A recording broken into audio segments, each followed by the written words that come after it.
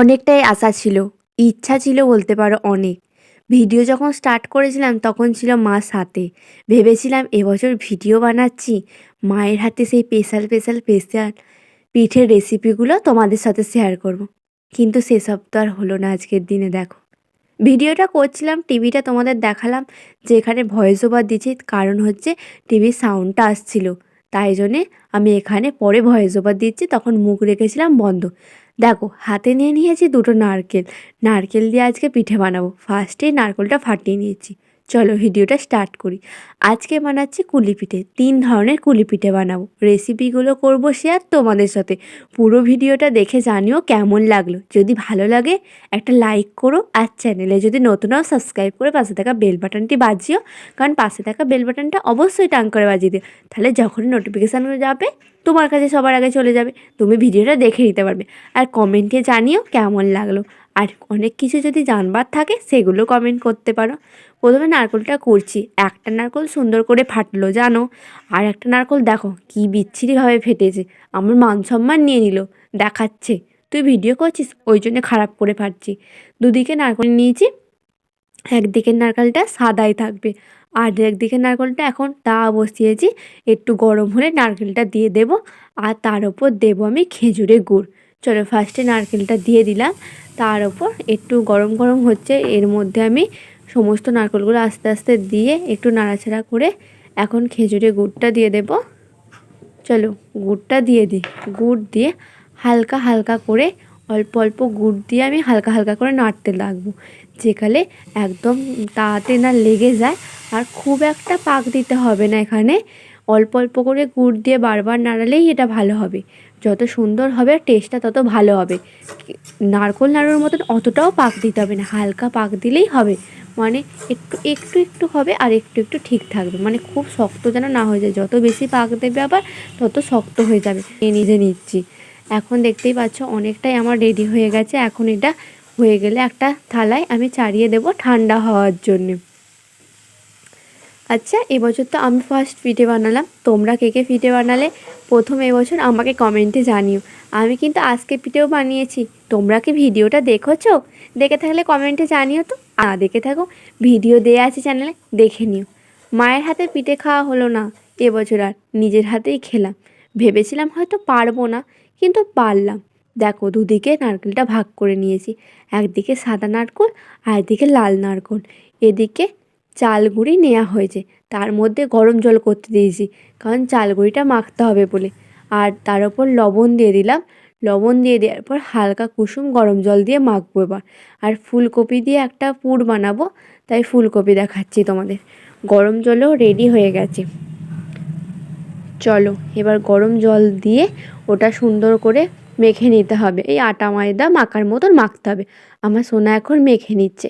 মেখে নেওয়া হয়ে গেলে ছোট্ট ছোট্ট লেচি করতে হবে। আর এদিকে যে ফুলকপি দিয়ে পুর বানাবো তার জন্য ছোট ছোট করে এখানে আলু কুচিয়ে নিয়েছি, ফুলকপি কুচিয়ে নিয়েছি, কাঁচা লঙ্কা কুচিয়ে নিয়েছি। উষ্ণ গরম জলে একটু 2-1 মিনিট এটাকে ফুটিয়ে নেব। হলুদ আর দিয়ে দেবো একটু লবণ। লবণ দিয়ে সিদ্ধ করে নেবো বলতে পারো। হয়ে যাওয়ার পর ওতে আমি একটু ঠান্ডাও করতে দিয়ে দেবো ওটা একটা জায়গায়। লবণ অ্যাড করলাম, এর সঙ্গে দিয়ে দেবো একটুখানি হলুদ গুঁড়ো। এই যে হলুদ গুঁড়োটাও দিয়ে দিচ্ছি। এবার একটু ফুটে যাক, ফুটে গেলে একটু নরম হয়ে যাবে। নরম হয়ে যাওয়ার পর একটুখানি চাড়িয়ে রাখবো, যেগুলো ঠান্ডা হয়ে যায়। আর ওদিকে আবার তাওয়া বসিয়ে নেবো। চলো এটা একটু সেদ্ধ হোক, ততক্ষণ ভিডিওটা দেখাতে থাকি আর তোমরা দেখতে থাকো। আর এখানে কি কি ফোড়ন দিচ্ছে তোমাদের দেখিয়ে দিলাম। এবার কড়াইয়ের মধ্যে আমি ফোড়নগুলো সব দিয়ে দিলাম। ফোড়ন দেওয়া হয়ে যাওয়ার পর এই যে কপি আলুটা আছে এটা দিয়ে ভাজতে থাকবো। তার সঙ্গে আমি দুটো কাঁচা লঙ্কা কুচিও দিয়ে দিয়েছিলাম। একটু ঝাল ঝাল পিঠে হলে ভালো লাগে, কারণ এখানে দিচ্ছে একটু জিরে গুঁড়ো, তারপর একটু লঙ্কার গুঁড়ো দিয়ে দিচ্ছি সামান্য করে। তারপর একটু নাড়াচাড়া করতে লাগবে, একটু চিনি দিয়ে দিতে হবে। চিনি দেওয়াও হয়ে গেল। এবার তোমরা যদি চাও এর সঙ্গে গুঁড়ো গরম মশলা দিতে পারো। আমি ওখানে গোটা গরম মশলা এলাচ দিয়েছিলাম, তোমরা দেখেই নিয়েছো। যত সুন্দর মাখা মাখা করে এটা একটু করে আমি ভেজে নিচ্ছি। ভেজা হয়ে গেলে এটা ঠান্ডা করেও নেব।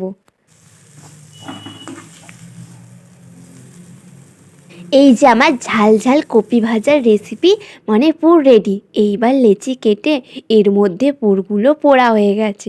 আর আমার সোনা কত সুন্দর সুন্দর করে পিঠেগুলো চিহ্ন করেছে, দেখো ডিজাইন বানিয়েছে।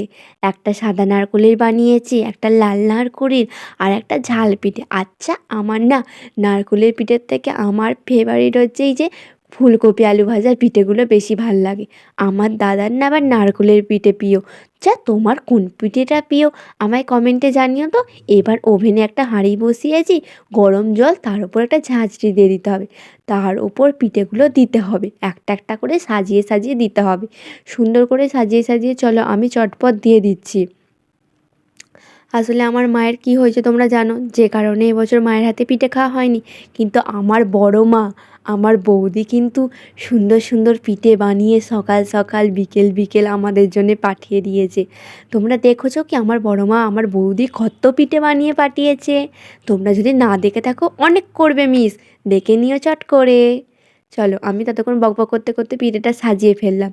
এরপর চাপা দিয়ে দিতে হবে, চাপা দিয়ে আধ ঘন্টা মতন রাখতে হবে, তাহলে এগুলো সেদ্ধ হয়ে যাবে, মানে ভাপে না সেদ্ধ হয় এটা।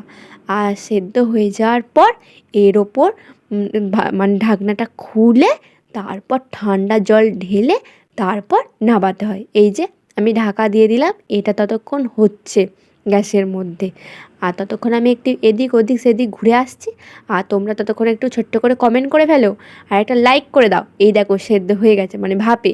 তারপর ঠান্ডা জল দিয়ে দিচ্ছে 1 গ্লাস মতন, তাহলে পিঠেগুলো ঝরঝরে হয়ে যাবে। আর ঠান্ডা জল দেওয়ার পর 1 মিনিট মতন রাখতে পারো বা 2 সেকেন্ড রেখে একটা থালায় নামিয়ে নাও। ঠান্ডা ঠান্ডা হয়ে যাচ্ছে আর তোমরা একটুখানি গুড়ে ডুবিয়ে খেয়ে নাও তো দেখি। এই যে রেডি হয়ে গেছে আমার পিঠে, এখন নিয়ে চলে এসেছি আর তোমাদের ঘরে দেখিয়ে দিচ্ছি। আর হ্যাঁ হ্যাঁ, ভিডিও তো অনেক দেখে ফেললে, চ্যানেলে নতুন হলে সাবস্ক্রাইব করে ফেলো, অনেক অনেক ভিডিও আসবে। আমার মিনি ব্লগও আছে চ্যানেলে, কিন্তু এখন দাদাকে দিতে যাচ্ছি। আর আমরা খাই পিঠে, আর তোমরা আরও ভিডিও দেখবে জন্য চ্যানেলটাকে সাবস্ক্রাইব করে দিও প্লিজ। আর সবাই ভালো থেকো, সুস্থ থেকো, সুন্দর থেকো। আর কি বলি, অনেক বকবক করে ফেলেছি। এই যে সরু চাকালিগুলো কিন্তু আমার বড় মা বানিয়ে পাঠিয়েছে, তোমাদের ঘরে দেখিয়েই দিলাম। আসলে অনেক বকবক করছি, এখন খেয়ে দেখি কেমন হয়েছে। খেয়ে তো আমার বেশ ভালোই লেগেছে, কিন্তু আমার মা না হেভি সুন্দর বানায়, সেইটা কিন্তু মিস করেছি এবারে আমি, সত্যি বলছি। সবাই ভালো থেকো, সুন্দর থেকো, বাই।